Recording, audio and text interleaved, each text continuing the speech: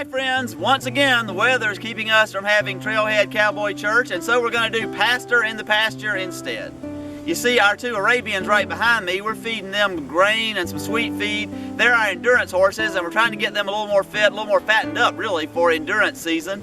And then the chestnuts back in the other pasture over there are getting just hay. And I sometimes wonder how jealous do horses get of one another. The chestnuts know that the grays are getting better food than them, but they seem to be pretty happy with the hay. But we all know horses can get jealous with each other.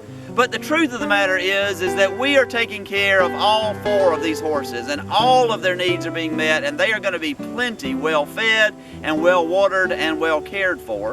And that reminds me of a story that we find in the Bible. Jesus tells us a parable about a vineyard owner who goes out early in the morning to find some people who are looking for work. And he finds some guys standing around and he hires them for the day. And I never hear that parable without thinking about my father-in-law, my wife's father.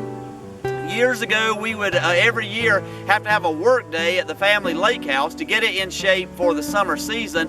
And he would always go out and hire some folks who would be standing around at a gas station in the Atlanta area looking for work. And he'd hire 2 or 3 guys and bring them back, and he always paid them really well, and he always gave them a really good hearty lunch, and it was usually my job to take them back to where we had picked them up at the end of the day. And almost always when we'd be getting back close to the end, they would ask me, now if you need anybody for tomorrow, please come and get us, because we would like to work for you again. And it was always so humbling to me because they were so grateful. They had received a good wage and they'd received a good lunch, and yet they didn't have anything near the kind of material benefits that I have. And I can grumble so easily about the things that I don't have. And here these guys were so grateful for getting a good wage for a good day's work. Well, that's exactly what seems to happen, at least in the beginning of this parable. The vineyard owner hires these guys and takes them back, and they work in the fields. And around noon, the vineyard owner decides that they need some more workers, and so he goes out and he finds some more workers and brings them in. He goes again at 3 o'clock, and then at 4 o'clock he goes back out. And he asks the guys at 4 o'clock, why are you just standing here not working? And they say, we want to work, and we've been looking for work, and we need work. And so the vineyard owner says, well, come and work in my vineyard. And there's the sense here that the vineyard owner really didn't need additional workers there at the end, but he just wanted to make sure that he could take care of these guys as well. And so they work for an hour. The other guys have worked for the different lengths of time that they've worked. And it comes time to be paid, and they begin to get paid, and they pay the ones that came last first. And he pays them a denarius. Now, denarius was wages for 1 full day of work, and it's what he had negotiated with the original workers to receive. And so he gives the guys that have worked for an hour a denarius, and the guys that have worked for 2 hours, he gives them a denarius, and the same for the guys that come at noon. And so the guys that have been there all day are so excited because they're thinking, if he paid them a denarius, how much is he going to pay us?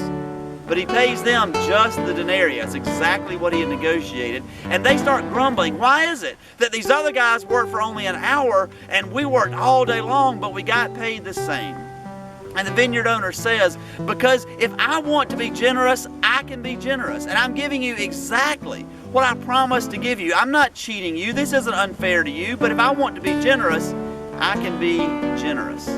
The truth of the matter was, all of those workers were living pretty much hand to mouth. They were hoping every day to get work. And because all of them had gotten work that day, all of them were going to be able to eat that night. Much like the workers that we used to get in Atlanta. When they got work, they were able to eat that night, and they were grateful.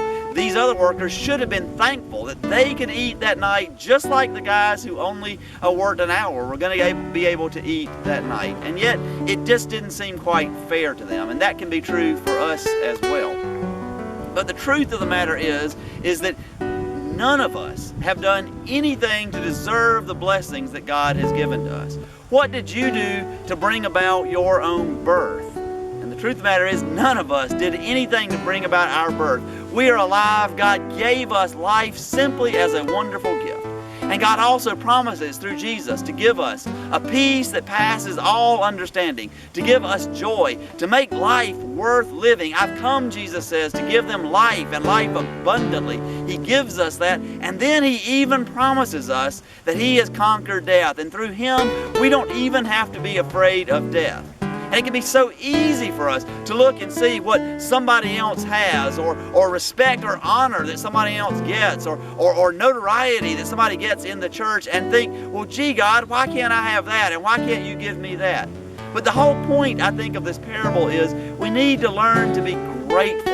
We may be the chestnuts and we only get hay. We aren't getting the good grain, but at least we're getting sustenance. At least we're being cared for. Maybe we get a little bit more. We need to be grateful for that. My mother used to always say, if you worry about yourself, you don't have to worry about anybody else. And in a real sense, that's what this parable is all about. We need to learn to have an attitude of gratitude. We need to be grateful for what we have. And if we're grateful for what we have, we're not going to worry about other people, and our lives are going to be more enriched. Because honestly, if I'm worried about somebody else, then I'm not enjoying my life anyway. And so on this cold evening, let me invite you to let your heart be warmed as you think about all the blessings that God has given to you. And as your heart is warmed, that may even help your body to be warm as well. God bless you, take care, and hope to see you next Tuesday night at Trailhead Cowboy Church.